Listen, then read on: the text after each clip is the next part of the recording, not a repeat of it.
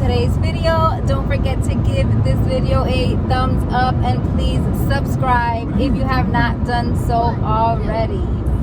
So today we are on our way to Daytona Beach, Florida. In 2 miles, exit left onto West I thought he was gonna say it. Why did you do that? Anyways, what? That was very unnecessary. I thought the GPS was gonna say it. So anyways, we are headed to Daytona Beach, Florida. We are super excited. Lionel has been wanting to do this for a long time, and he finally planned it. I don't know why it took them this long. Why did it take him this long? COVID. Oh, but yeah, so he's been wanting to do this for so long, and we're finally gonna do it. We're super excited.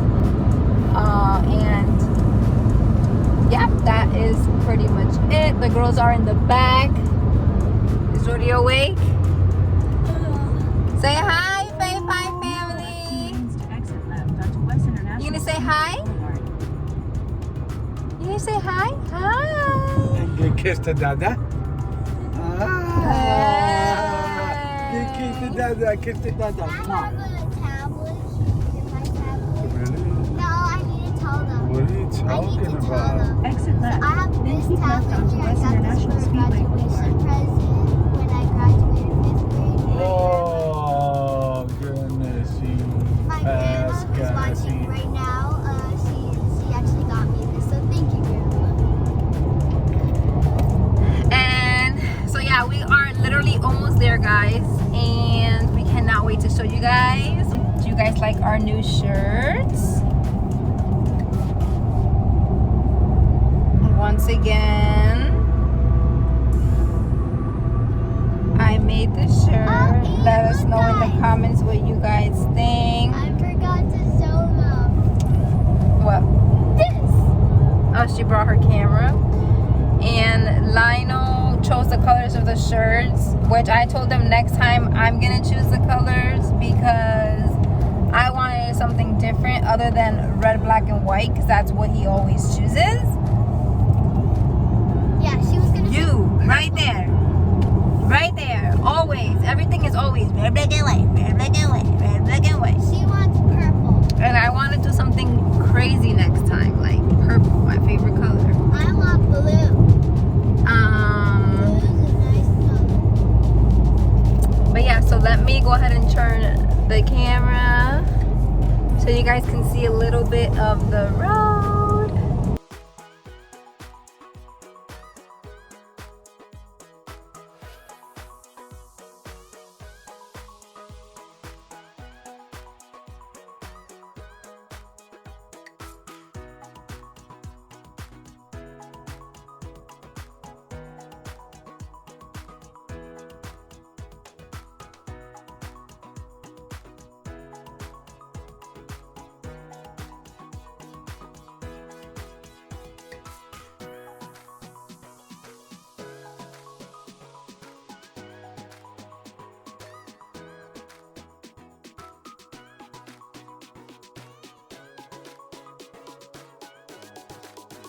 Alright guys, so we are going to take a tour in the Speedway.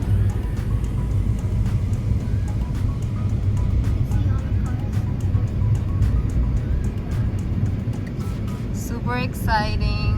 I think that's that might be the 2 o'clock. Jordy's already over being in her car seat in the back, guys.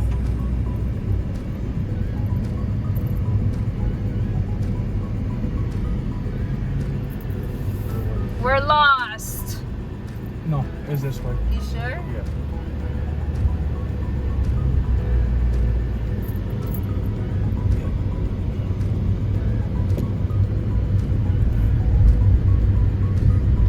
Nope. Or maybe not. We're lost. Was that one open? I don't think so. It has a chain on No, it. it was that one.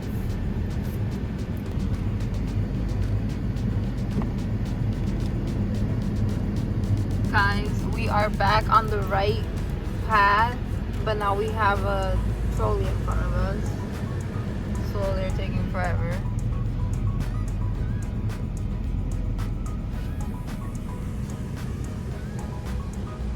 Guys, we're here.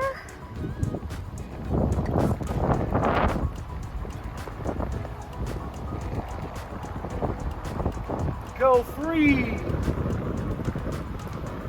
Free at last! Jordy, look at me. Oh, we're here! Jordy.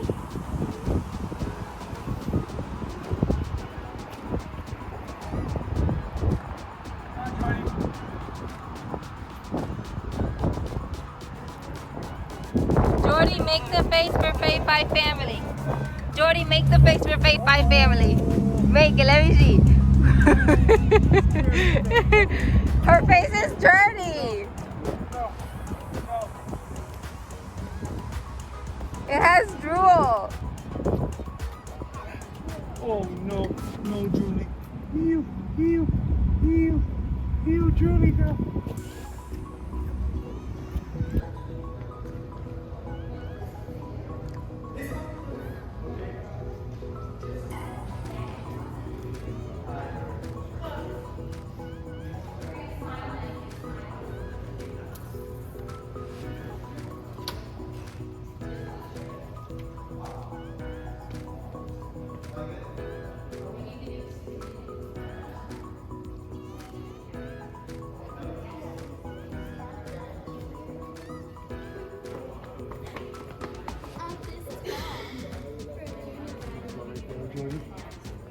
Come on, sissy. Don't let him bite.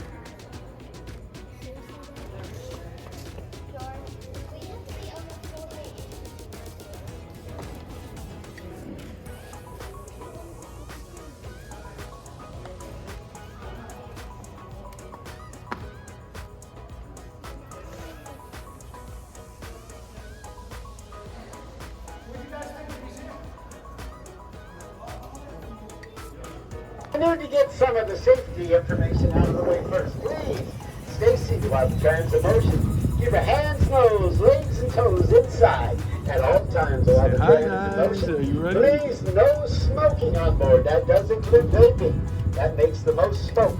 And we have our own fire department here, and they haven't been doing a lot the past few months.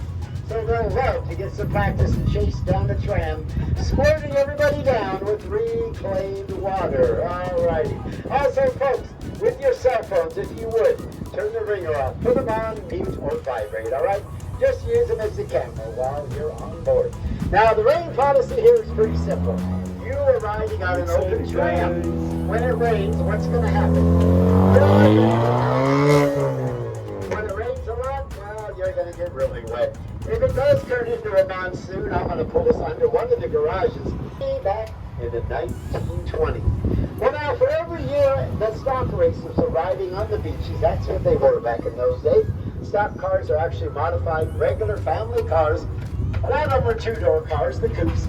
On the weekends, they would change the tires and soup up the engines and all that, but during the week, they'd be your everyday car. So that's what they call the stock car. Well, those races happened on the beach over here in Daytona. They started way back in 1903. But Big Bill loved him. Him and his wife, Annie B, would go to those races every weekend.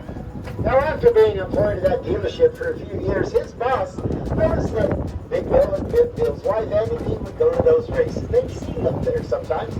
And eventually, his boss, Mr. Lloyd, said, "Bill, would you like to be one of the drivers in those races?"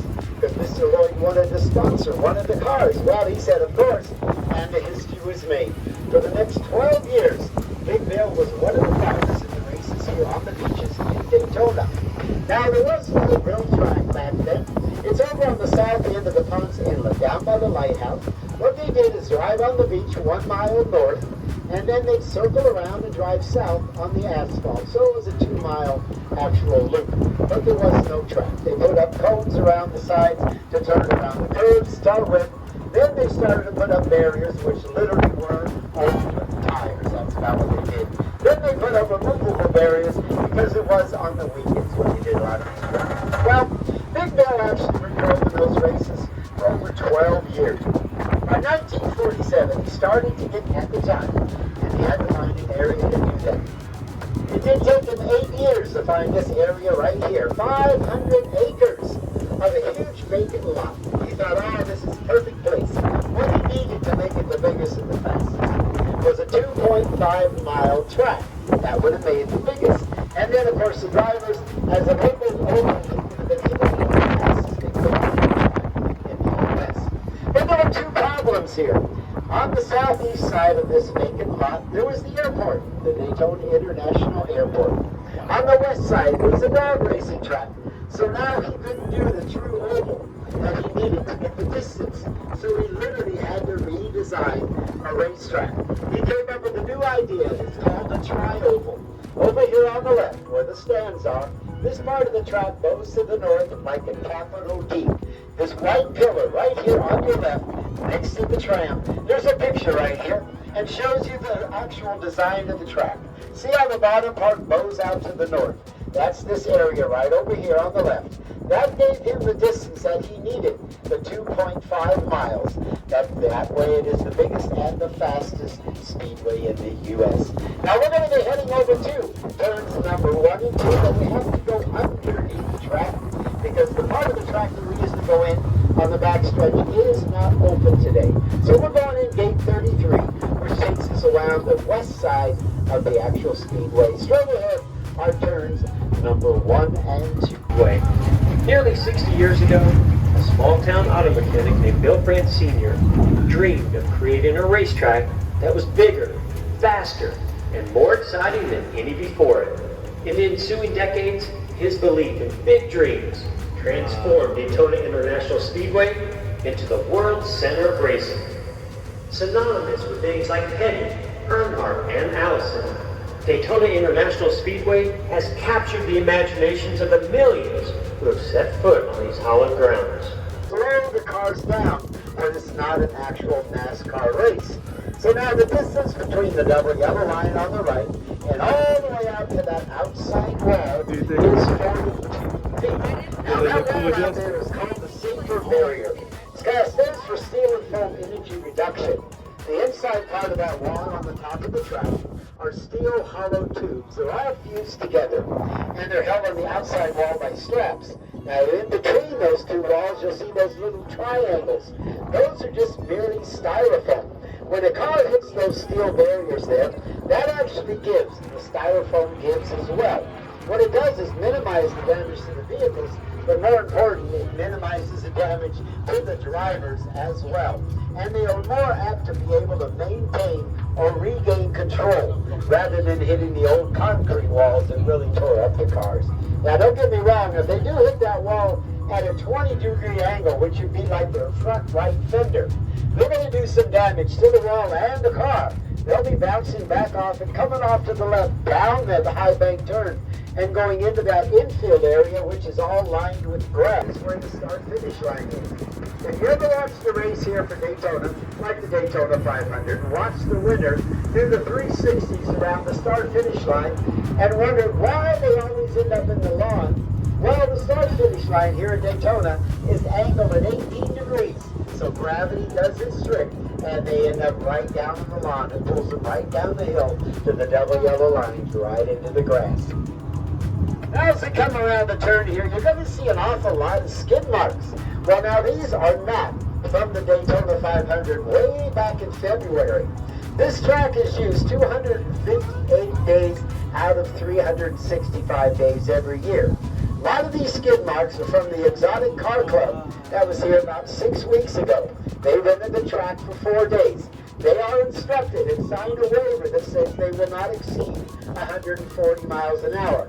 Now, if you have guys with Maseratis, Ferraris, and Bugattis, you really think they're going to stay at 140 miles an hour? No.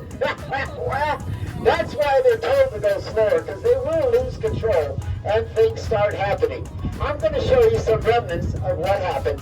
The paint is gone now, but you're going to see a first set of skid marks coming up just to the right. Over here, you're going to see it kind of leave the double yellow line and head up toward the outside banks Those skid marks were a beautiful 2019 blue Ferrari. Get back in the race. So now we're going to drive up onto the track just for a little bit here, and we're going to go walking 18 miles an hour, so hold on to those hats. And over here on the right, you're looking at our new Daytona Rising Project, the new seating area for all the fans. This is a seating for 101,500 individually seated fans. Now that did replace the 60,000 bleacher seats. Before it was literally just bleachers. You're sitting on an aluminum slab. It had a number on it. You're leaning back on the knees of someone you didn't know. This changed the whole landscape of the Daytona Speedway. This cost $400 million, but they really did a great job.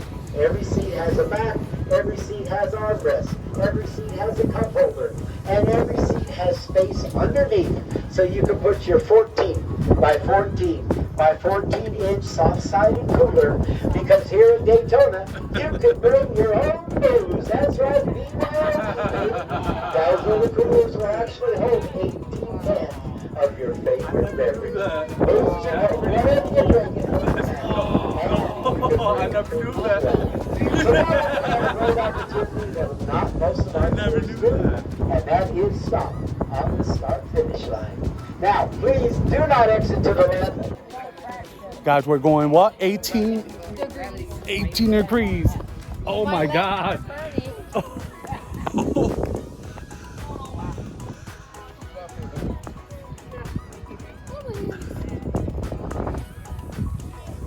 my. Good shot also right down here on the start-finish line. How was that? So now when you get a picture that way, because you get all the track. The high bank turns way down there and turns forward. The sun will be in the camera this way. So this is a great shot down there. At speed. So we want to slow them down a little bit so they don't have that many more incidents. But you'll see, over here on the left, this is the entrance to the road course. They should be slowing down about 80 miles an hour. Now they do require the drivers to go in the road course. We're able to get out and actually be on the track. You go in the road course there, and then just to the right of the black tires, there's an exit. And you can see the marks going around into turn one. That's where they come out. But they drive a mile plus on the flat track. Now the skid marks that are going into those rubber tires over there was yet another Maserati that thought he could do 140 around this turn. Well, he didn't make it. I guess when you got that kind of money, it doesn't matter. Nobody was injured, but the car sure did look too pretty and full. Well, now we're going to make our way down into pit road. Now, pit road here in Daytona is 1,600 feet long. The maximum speed limit is 55 miles an hour. As they come in from around turn number 4 at 180 miles an hour, and they're called into the pit. If you look straight ahead, see the Sunoco sign way up there at the end of pit road. There's a commitment line right on the pit road. It's like a yellow line way down there by the Sunoco sign. Once the front of their car hits that commitment line, they need to be going 55 miles an hour. If they're going 55.1, it's a penalty. And the penalty could be go around and try it again. You do not want that penalty. You just lost a lap in the ring. Now, when they come down here, all these individual pits, there are 40 of them. You can see the numbers, number 10 and number 11, number 12 and number 13. Now, 12A. Well, Big Bill was very superstitious, but he needed 40 pits. So instead of getting rid of 13, he just renumbered it, made it pretty easy. But let me tell you what goes on here in pit road. If you haven't watched the race, mechanics are going to hop off that wall. The car is in the pit. They're going to come on this side, jack it up, change 2 tires out of can of fuel, lower down, go to the other side, jack it up, change 2 tires out of can of fuel, lower down, boom! That car is back in the race. All of that will happen faster than it took me to tell you what they do. 12 to 15 seconds. These guys add 4 tires and 2 cans of fuel, and they're back in the race. Now over here on the right, the Chevrolet building is the original Victory Lane until 2004. In August of 2004, we had 3 hurricanes. Every Thursday for 3 weeks in a row, we had a hurricane. Obviously, they called the Thursday hurricane. Now, the last one that blew through was Hurricane Charlie. Came right up from the Gulf, right up the I-4, right through the infield, wiped out everything. Garages, bleachers, and everything except the original Victory Lane. So, they built a new Victory Lane. They still use that for different events. But the new one's on the left. That's where we're going to go now to get pictures because we went to the start-finish line. Well, let's get pictures at Victory Lane. All right, folks, drop the chains on the left. This is going on like in a 4-day period. On the left over here, you'll see this stage. There'll be a live band playing when the race is going on. This is the fan zone we're in here. We drop you right over there on the right, on the outside, and then take everyone back and forth between here and in gate number 1. Now, as you come around, you'll see windows in them on the right-hand side. That is so you guys in the fan zone can look inside and watch your driver's favorite car being worked on or your favorite driver hanging out in there as well. But look under the window. There's these little rectangular squares. Those squares are open where you can pass through a hat, t-shirt, your firstborn, whatever you want an autograph on those drivers there. But it's kind of cool because you can hang out here. You never know who you're going to meet. And like I said, a lot of celebrities, sports figures, movie stars and all come to these races. And free publicity, they cut swarm right to. So they're going to be hanging out and walking through this area as well. Now I'm going to take us around to the Overflow Garages, which are going to be on the other side of the NASCAR garages over there. Guys, so far it And if you is do want to so come here and do that cool. NASCAR racing experience, this is where you'll park over here where we're headed next. Oh, By the yellow garages. what? There'll be signs everywhere telling you where to go. But it's kind of a great thing to do. And like I said, for the price, it's half the price it used to be before COVID. Now they're just trying to make up the lost time of 10 months not running this thing. Now they're running it now at half the price. It's a great deal because it's an experience you'll never experience again. It's unbelievable. So as you come over here on the left, these are all the 74 Overflow Garages. Now right over here as I turn left, you're going to look to your left, you'll see gate 410. Right behind that, you'll see where it says Media. That is the entrance to the Media Center. So that's where the drivers and celebrities will go in and do the interviews in the Media Center. It will hold up to 400 people in there. Half of those will be most of the press, and then celebrities and drivers as well. All these big parking spaces on the right is where the multi-million-dollar car haulers will be here to bring in these cars for these garages and races. You'll see they're all numbered according to the garages right here. But now these are the Overflow Garages, and when there isn't a race, this area is used to store a lot of our track equipment that maintains it. The big new hauling tractors here are the ones that move those big barriers, especially around the road course when they close it off or want the traffic on the race to go a different direction. You'll see our track team here that actually clean the track. Are you gonna train your camera?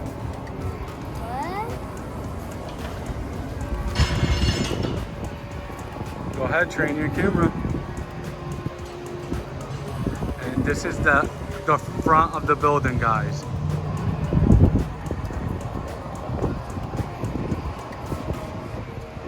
It looks amazing.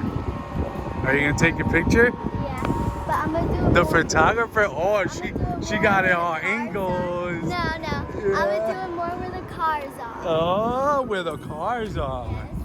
Oh, look at the cars. That looks so nice. So now all these cars sitting here are actually cars driven by those drivers, and the names are on the windows. They are just shells now. They are retired vehicles, but you'll see they are, of course, This is all our nice tour Camrys, guide all right Toyotas, and you'll see that plaque on the left-hand side there. It shows the street. Now these cars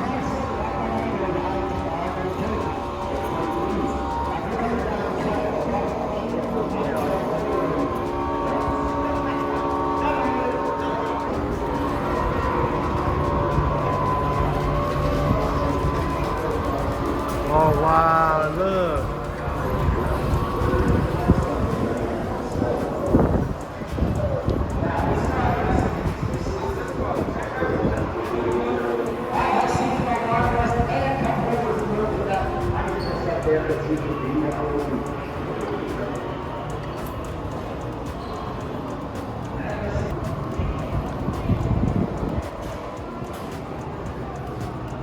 Come on, baby.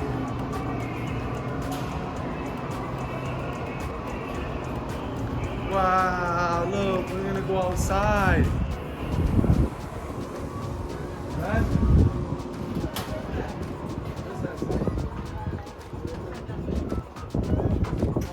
Wow.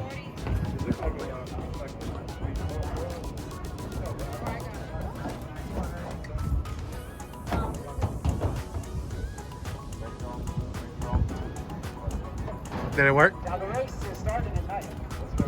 That's her messing with it, playing around with it. She probably broke it. They light this thing up like a Christmas tree. All of these lights, like I mentioned, off the track. The only thing they did do is take the gasoline out so they can bring it inside. The car's in really good shape on the left side, not so much for the right side. You had a little incident with the wall early in the race. Got all the Daytona 500 numbers on the wall behind you. You'll see Richard Petty smiling back at you 7 times. Got an example of what it's like to walk on the track. The trophy's out in front of the car. Our movie theater runs on a roof. It's about 20 minutes long. Just 3 short films to it. Take out the pictures slide. If you have any questions, there's a couple of us wandering around. You'll enjoy that. Excuse me.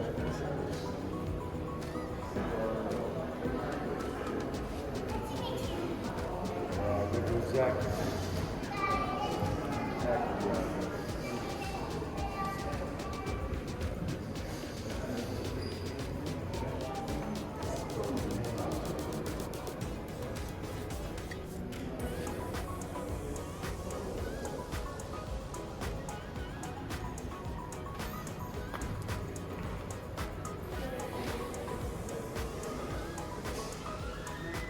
Wow. That is pretty cool, dude.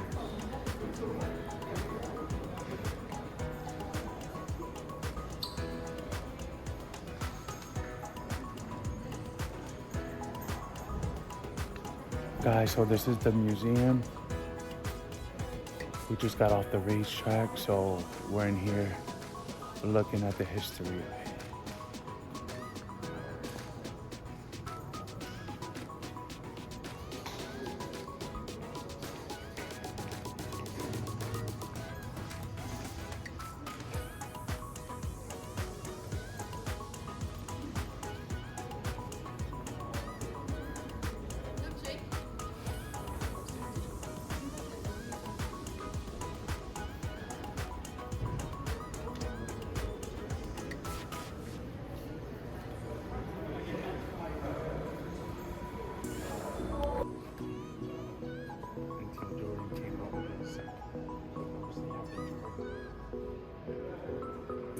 There's a theater here.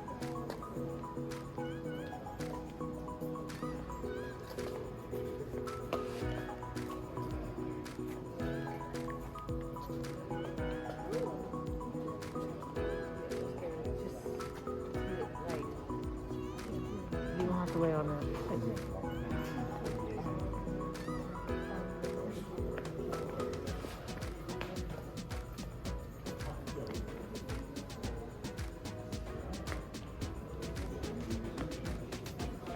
Guys, let us know which one is your favorite car.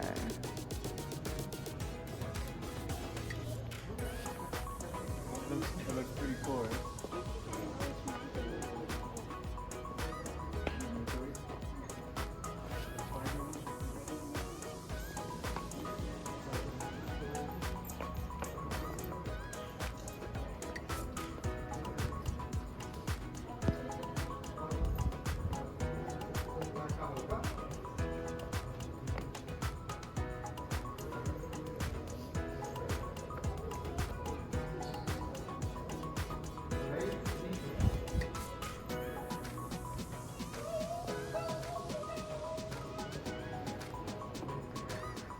V6 engine.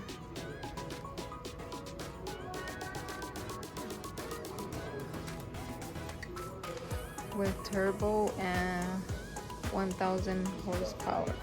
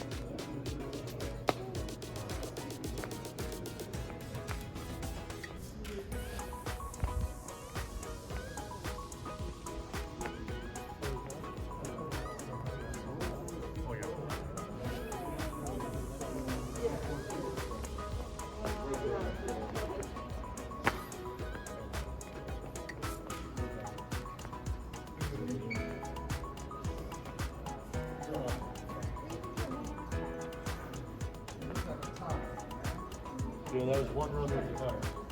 So that was the museum. Now we're going to Heritage of Daytona. Heritage. I think I said it right.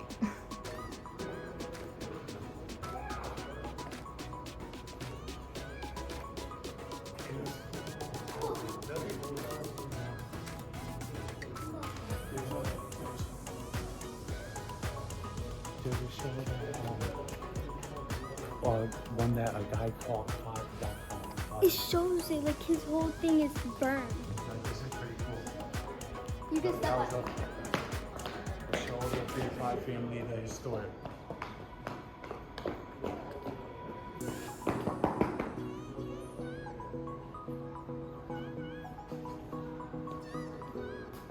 That's how it went started.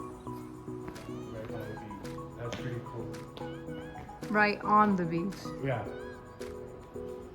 That's why they let you park in the beach. Mm-hmm. And look, that was the actual turf that they used. Look at the one.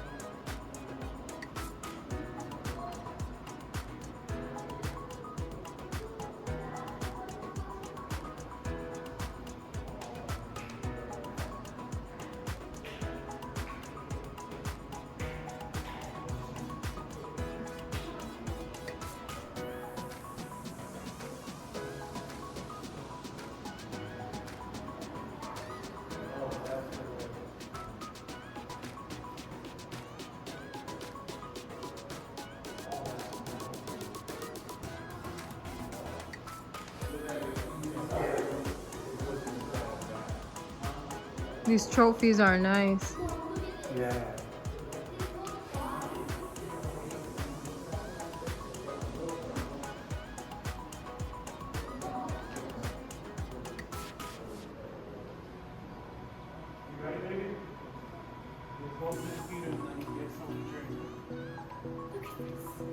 He caught on fire, Mom. His whole body.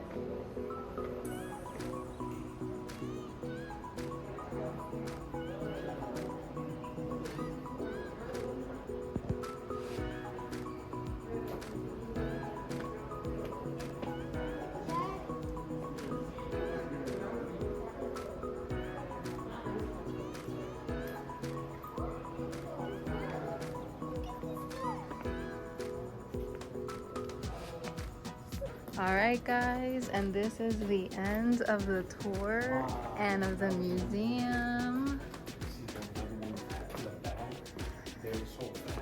And now we're gonna go get something to drink because we're super thirsty and their vending machines are broken.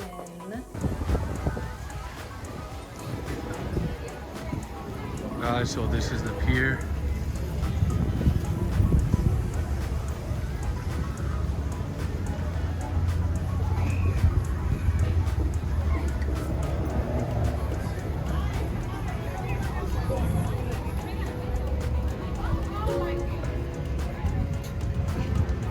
And that is Daytona Beach. That's the famous seafood place, the Joe's Crab Shack. I'm not into seafood, but yeah.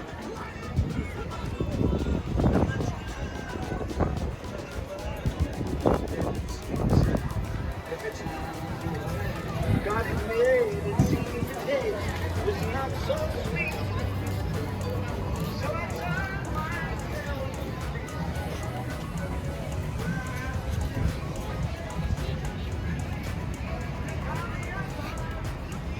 And as usual, I'm always sweating. It's hot.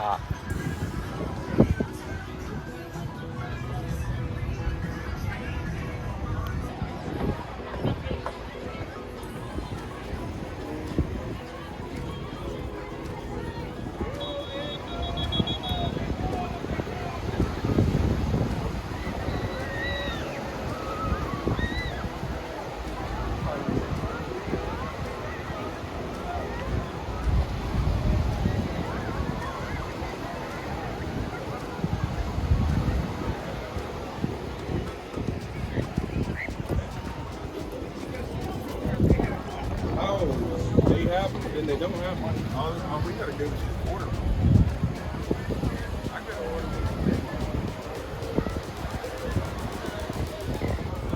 Guys, Daytona is a really nice beach, but it is a busy location. Really busy, but it's really nice. And it's, something's happening because lifeguard keeps whistling.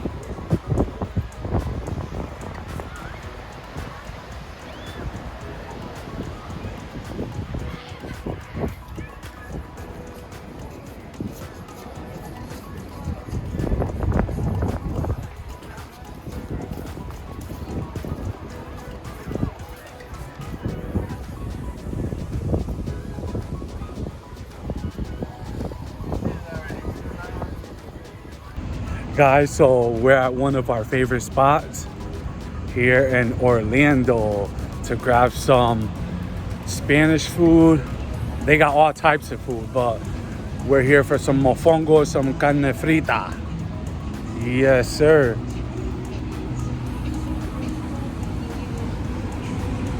I went to the front. The girls are always gonna be girls in the bathroom.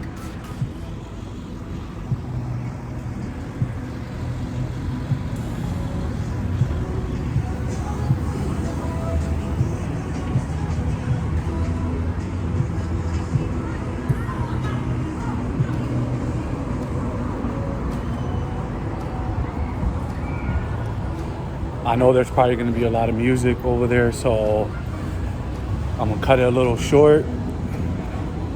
We'll play what we're able to play, but just waiting on the girls right now and go get some food.